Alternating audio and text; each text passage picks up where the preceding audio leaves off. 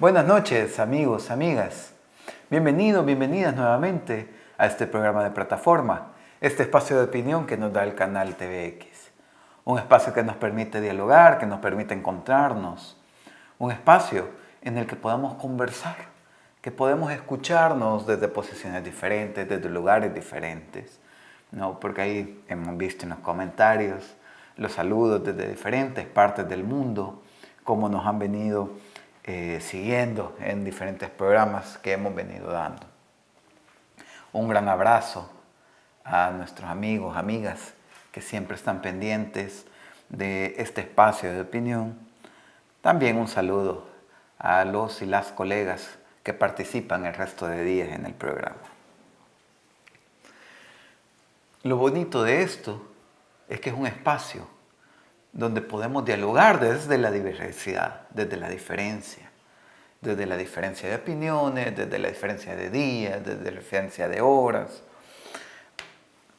Convencidos y convencidas, eso sí, que pensar diferente, que tener puntos de vista diferentes, no nos hace en ningún caso enemigos o enemigas, sino que pensar diferente lo que nos genera es la riqueza de la diversidad.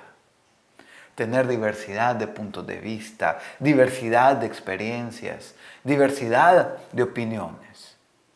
Eso nos va haciendo construir cada quien, cada cual con su propio ladrillito.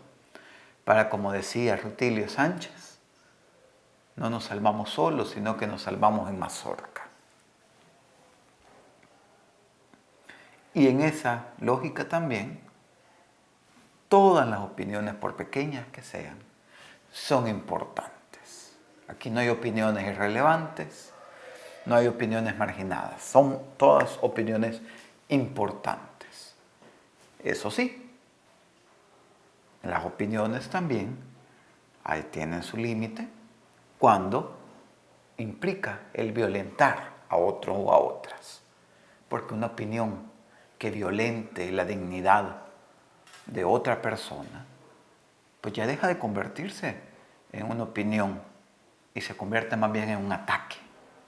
Y de los ataques estamos ya suficientemente demostrados que solo nos llevan al caos y nos llevan a consecuencias negativas en las vidas personales, en las vidas de las familias, de las comunidades, de los países. Por eso siempre dialogar desde la diversidad, desde el escuchar, desde el abrir nuestros corazones y abrir nuestros oídos también.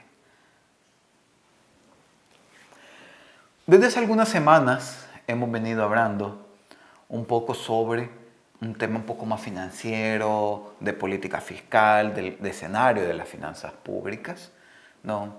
Hemos venido viendo cómo diversos actores de fuera del país y las estadísticas del Ministerio de Hacienda que nos pueden ir diciendo qué señales hay ahí. Hemos venido hablando un poco sobre eso. Pero ahora quiero que hagamos una pausa a ese tema más de finanzas públicas o más estrictamente financiero. Desde mi primer programa que estuve aquí con ustedes, les he comentado que este espacio, los espacios conmigo los lunes, yo no soy periodista, soy economista y yo no tengo una posición neutral y yo no tengo una posición imparcial. Yo sí tengo lado, yo sí tomo lado y mi lado es el de la defensa de lo público, lo común y lo comunitario.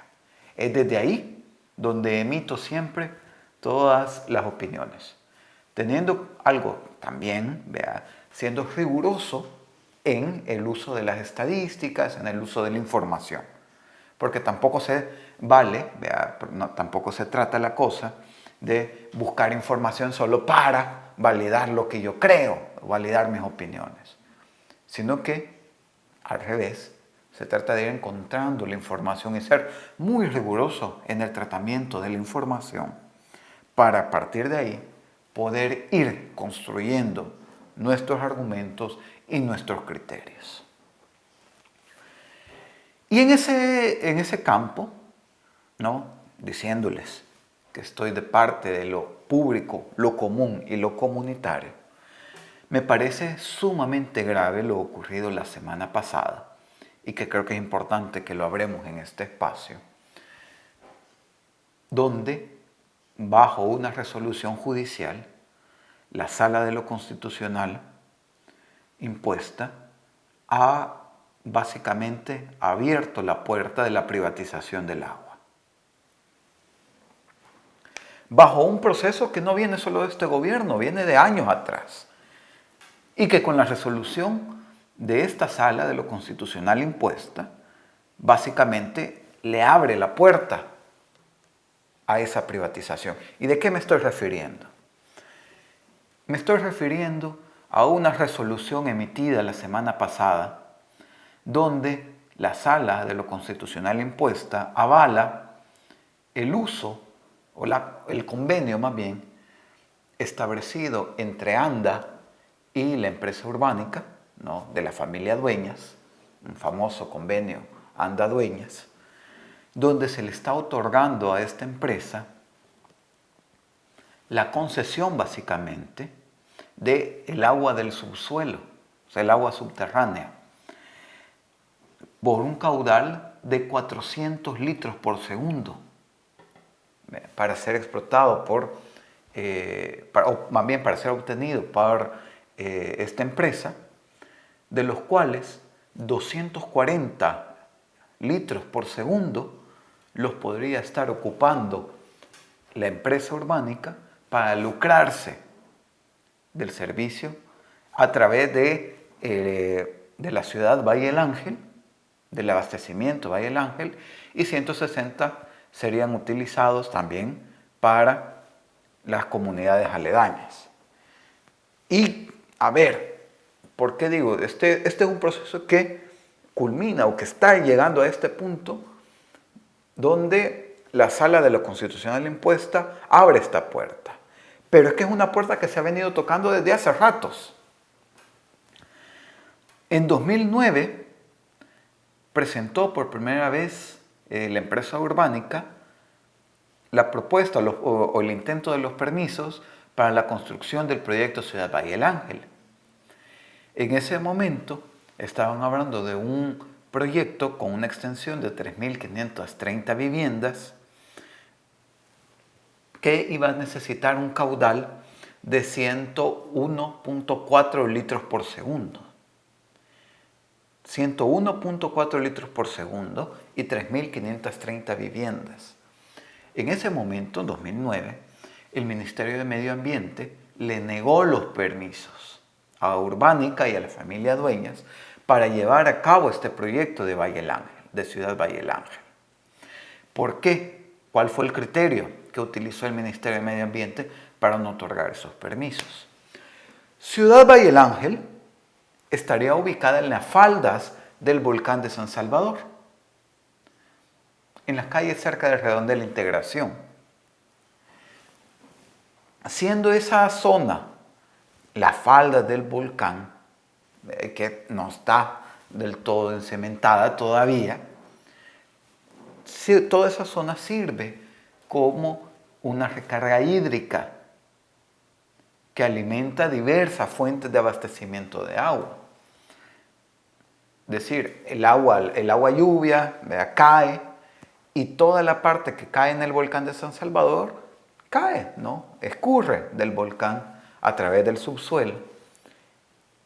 Y toda la zona de Valle del Ángel, donde estaría proyectada esta ciudad Valle del Ángel, actualmente sirve como un lugar de recarga hídrica, ¿no?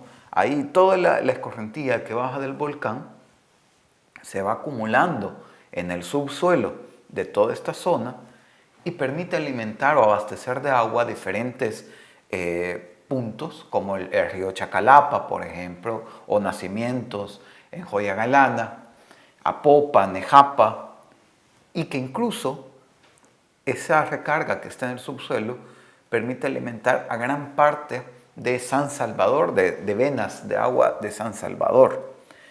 Eso fue lo que le dijo el Ministerio de Medio Ambiente, que ese caudal requerido de 101.4 litros por segundo ponía en peligro o amenazaba ese proceso de recarga hídrica que se daba en esa zona. 2009, los permisos le fueron negados. Pero claro, las intenciones de construcción y de lucrarse con la tierra, con el agua, con el derecho a la vivienda, tantas cosas que se cruzan aquí. Eso no paró, ¿no? Eso siguió. Y claro, estas empresas tienen la capacidad de contratar bufetes de abogados y contratar a equipos técnicos que les permitan sobreponerse a estas observaciones que le hacía el Ministerio de Medio Ambiente. Y fíjense, para 2019 vuelve a presentar permisos o intentar presentar los papeles para obtener los permisos de Ciudad Valle del Ángel otra vez. Pero en este caso ya no se están hablando de 3.500 viviendas, sino de 8.000 viviendas. Y el caudal requerido ya no era de 101 litros por segundo, sino de 229.8 litros por segundo. En el documento del Ministerio de Medio Ambiente, en el 2009, cuando le negó los permisos a esta empresa, a Dueñas, lo que se decía es que la capacidad de recarga hídrica de esa zona es de 78.9 litros por segundo, que es parte de la subcuenca del río Tomayate. Es decir, 78.9 litros por segundo era la capacidad de recarga hídrica en esa zona. Y en 2019 lo que se está pidiendo, lo que la familia Dueñas, Urbánica, estaba solicitando era un caudal de 229 litros por segundo. Pero como habían visto las observaciones que le había dado antes el Ministerio de Medio Ambiente, lo que dijo aquí Urbánica es, ¿sabes qué? Es que no vamos a ocupar, no vamos a sacar todo el agua de aquí, sino que vamos a ocupar diversos pozos en otros lados y vamos a traer agua de otras partes para alimentar esta construcción. Y además estableció un convenio con ANDA, y aquí entra el famoso convenio, donde le dijo, ¿sabes qué, ANDA? Nosotros vamos a sacar los pozos. Nosotros vamos a perforar esos pozos. Y ANDA le dijo, vos vas a perforar los pozos, vaya chivo.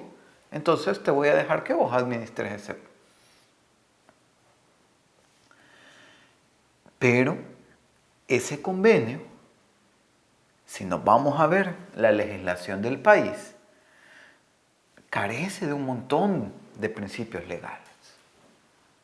¿Por qué? Porque el agua es un bien público. Y si es un bien público, cualquier concesión que se dé de agua debe de pasar por la Asamblea Legislativa. Y en este caso fueron simplemente un acuerdo entre ANDA y Urbánica y la empresa.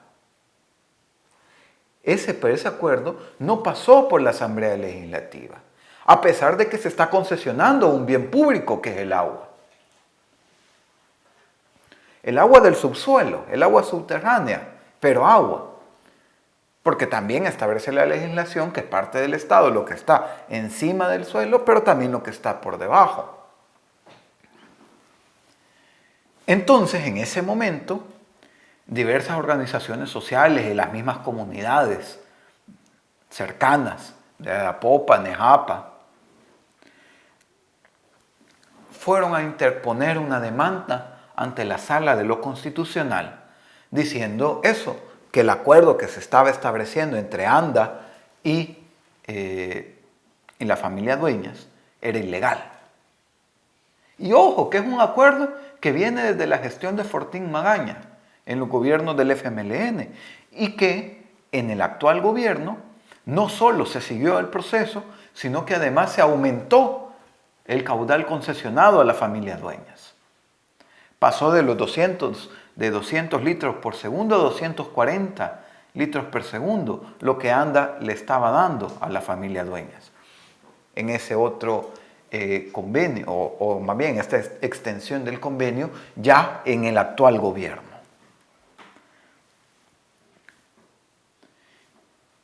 Y lo que pasó la semana pasada es que la Sala de la Constitucional impuesta falló, hizo su resolución, falló con una resolución a favor de esta empresa urbánica, a favor del convenio. ¿Y cuál fue el argumento que dieron para para decir esto?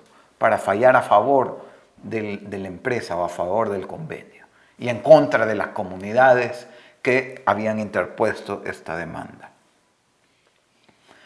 Lo que dice es que el agua es un bien público, pero como no está en la capa exterior, sino que está en el subsuelo, pues entonces no es de uso público. Y que entonces la concesión no tendría por qué pasar por la Asamblea Legislativa. A pesar que la Constitución dice que al Estado le pertenece lo que está arriba y lo que está abajo del suelo. Con esa resolución, esta sala lo que está haciendo es avalar un convenio privatizador del agua, porque le está dando a la familia Dueñas y a esta empresa urbánica la capacidad de administrar, de explotar y de lucrarse con el agua. Y no solo eso, sino que además restringir a las comunidades aledañas del derecho humano al agua. Pero además, si tenemos en cuenta los números de la capacidad de recarga hídrica que tiene la región de Valle del Ángel, está poniendo en amenaza no solo a las comunidades aledañas, sino el nacimiento de diferentes ríos, el río Chacalapa, toda la subcuenca del río Tomayate. Y si hacemos la comparación de los 78 litros por segundo de la capacidad de recarga hídrica que tiene, que muy probablemente se va a ver reducida cuando ese proceso de construcción comience a poner cemento, ¿no? Entonces la capacidad de recarga hídrica va a ser todavía menor. ¿Y a dónde va a parar toda esa agua que no puede ser absorbida por el suelo? Va a parar luego a las inundaciones en la ciudad. Y con un caudal requerido de 240 litros, o más bien concesionado, de 240 litros por segundo, solo para la explotación y lucro dentro de la ciudad Valle del Ángel, a favor de la familia Dueñas. Eso significa que está poniendo en amenaza ya no solo las cuencas, ya no solo los ríos que se abastecen de ahí, sino que pone en peligro el abastecimiento de agua de gran parte de San Salvador, amenazando toda la zona de recarga hídrica de la escorrentía de la falda del volcán de San Salvador, particularmente la zona norte de San Salvador en este caso. Muy bonitos son los discursos que pueden dar funcionarios públicos. Muy bonitas pueden ser las declaraciones firmadas que saquen. Muy bonitos pueden ser los posts en redes sociales o videos grabados. Muy bonitos pueden ser. Muchos likes y muchas vistas pueden tener. Pero aquí es donde de verdad se ven los compromisos al lado de quienes están trabajando. ¿A quién se le está concesionando el agua? ¿A quién se le está quitando el derecho humano al agua? Son en este tipo de cosas en donde podemos saber a favor de quienes están trabajando. Y vean, no es cuestión solo de un gobierno. Estamos hablando de un convenio que trasciende de gobiernos. Cómo los intereses económicos están por encima, no solo de la gente, sino que de los gobiernos mismos.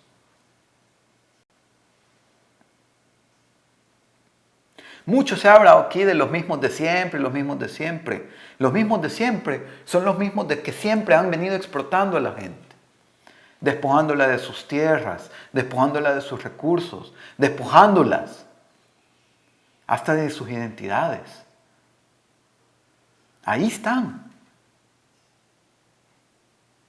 Y esos no están en la palestra pública.